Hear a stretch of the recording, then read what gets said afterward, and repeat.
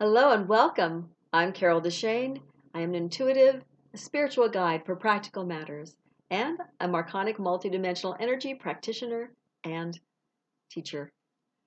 This whole month, I'm talking about forgiveness. I talked about why to forgive last week, knowing that you're not condoning the behavior of the other person, but you're just making yourself better. You're helping yourself get over anything that you're holding on to that's a negative, just harsh thing that you might want to let go of. Realizing that a lot of times we do hold on to the unforgiveness of people. We just don't want to let it, we don't think they deserve to be forgiven. Especially, and this week it's about how to forgive the unforgivable.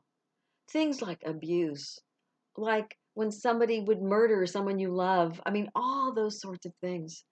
We hold on. We just sexual abuse. I mean, all those horrible, horrible things that you go, how could somebody do that to another human being? People that steal from us, people that uh, I mean, it could be anything.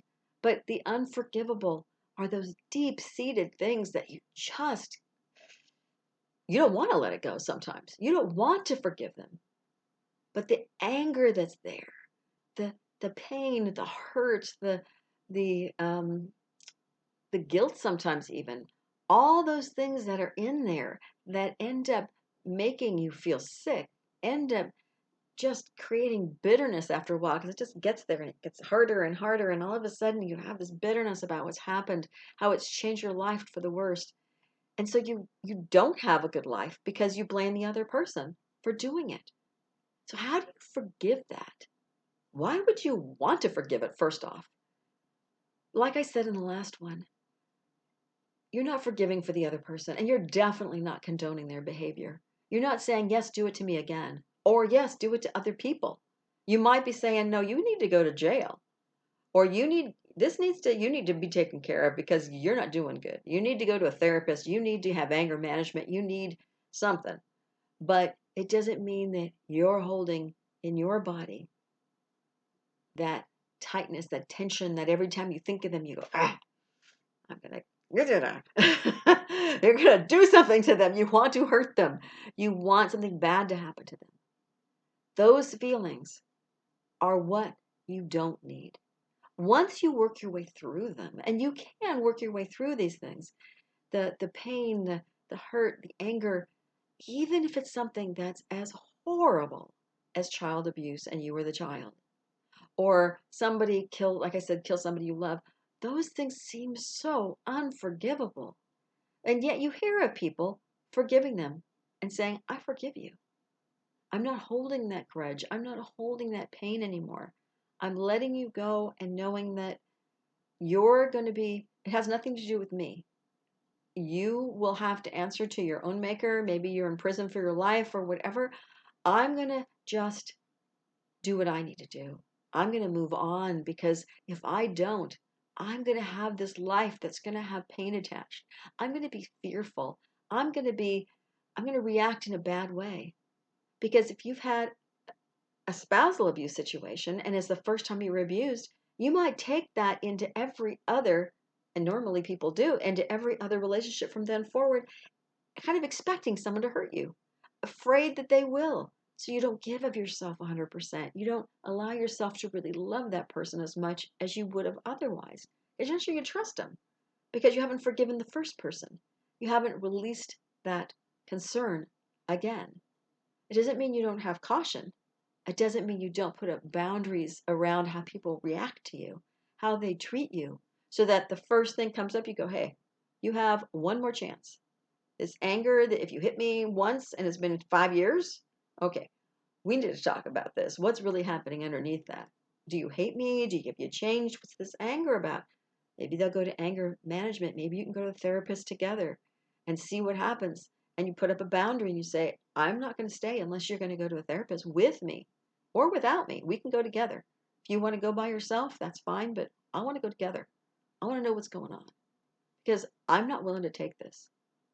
And when you look at these sorts of things, you can go, oh, there's a difference between allowing yourself to put up boundaries around what's acceptable behavior for you and what isn't, and accepting what they did to you and going, I accept that.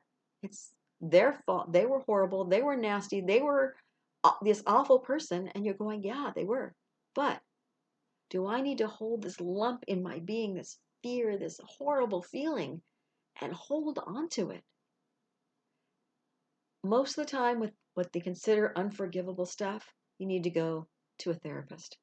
Because if you can't work through it and you have this horrible pain, either that you're avoiding, I know some people that have abuse that have avoided it for their entire life, and yet they don't see it, but I can see it that it's impacting their current life because they haven't let it go. They seem so happy, so whatever, but they have health issues, or they have children issues, or they have this issue or that issue because they haven't looked at any of it. And it doesn't mean you have to pull it apart forever. It just means that you need to not hide from it, not act like it never happened. And you don't need to talk about it all the time, but maybe you need a therapist. Maybe you need a life coach to say, I need to talk my way through this. And a lot of times, I know that when you talk about how you feel, about how much anger you have, or how much sadness you have, or what you want to say to this other person, it releases all of this stuff. And all of a sudden, you're going, oh my Lord, I feel so much better. Because I'm not condoning what they did. I don't say it's okay, but I feel better. I feel better because I'm a better person now that I've let go and I'm not holding this story like this, because it makes me so bad. It makes me so sad. It makes me so whatever. It makes me somehow that I'm not the person I want to be. So look at who you are. Look at what happened that you think is unforgivable and say, I can correlate what happened to me to how I'm acting now. Do I want to be this person? Is this who I want to be? Or who do I want to be? Look at your ultimate, this is who I want to be. This is how I want to act. This is the kind of relationships I want. However it impacts you from the past, this is who I want to be. Are you that person? And how far away, do you think it's ever possible to be who you want to be? Going from here to there, as I always say, that's the key. How do you get from here to there? Forgiveness can be one of those stepping stones for you, because you need to realize that what you're holding inside of yourself isn't something that's necessarily doing you good. It could be doing you harm. And that person who injured you or did the unthinkable to you or for you or to someone you love they're hurting you a second time over and over again. Not just what happened, but now if it's still impacting you at that depth, they're still hurting you. And why would you let them do that? Why would you let them continue to impact your life?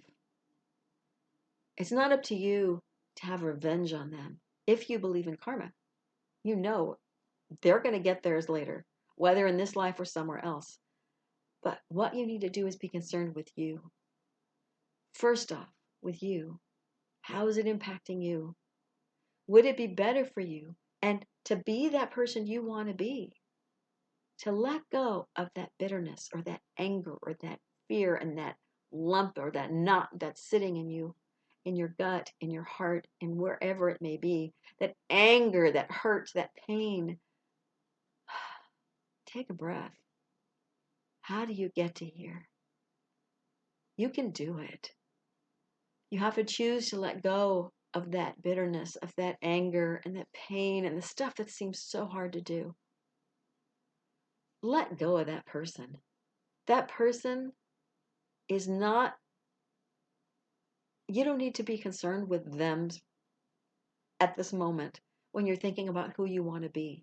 Knowing what someone else did to impact your life that seems so unforgivable, know that you have the choice, that you can choose to look at it, to work through it, to let it go, to do whatever is good for you. You don't need to hold that unforgiveness in your heart forever. Talk to a therapist. A life coach doesn't so much go back and work on those emotions, but we can help you with from here forward. We can help you see what it is. And sometimes at that point, when you see what it is, you can go, no, I really need to work on this. And you need to to really work it through with the therapist and just little by little work it through. And other times, people don't need to do that. They see what they're doing, they see how it's impacting their life, and they go, I need to set up some boundaries. I need to do this, and this. And the life coach can help them do those steps so that they feel more connected to what they need to do for themselves. So it depends on you, on where you are, on how you're holding it. You can go whichever way you want. But it's really hard to do it on your own if they seem totally like that person is unforgivable and whatever they may have done to you or to a loved one or to someone else. You don't have to hold on to that forever. It doesn't have to impact your life forever. Even people who are maimed or abused and it shows and it's impacting their life now, they can find a joy. They can find ways to move through it. When you see people that are living their best life, even when they don't look like they're 100% or they don't feel 100%, that's when they have chosen to have control, or at least they choose how they want to be. They choose joy every day and happiness, even though things have happened to them in the past. They choose it now because they realize how fragile that life is, how perhaps limited that it can be in years, or how fragile and how people can get broken and hurt. And so they choose joy. They choose peace or love. They choose to make a difference sometimes. You can do all of that for yourself, but you have to be ready to take those first steps. And if you don't know how to forgive someone, but you think maybe it's the best choice for you, like I said, try a therapist. I have a few names I can give you. And I work with people all the time that are also needing to let go. I have some tools to help. Whatever you need, please reach out. I'd be happy to be there for you. Thank you for listening today. I'm Carol DeChaine.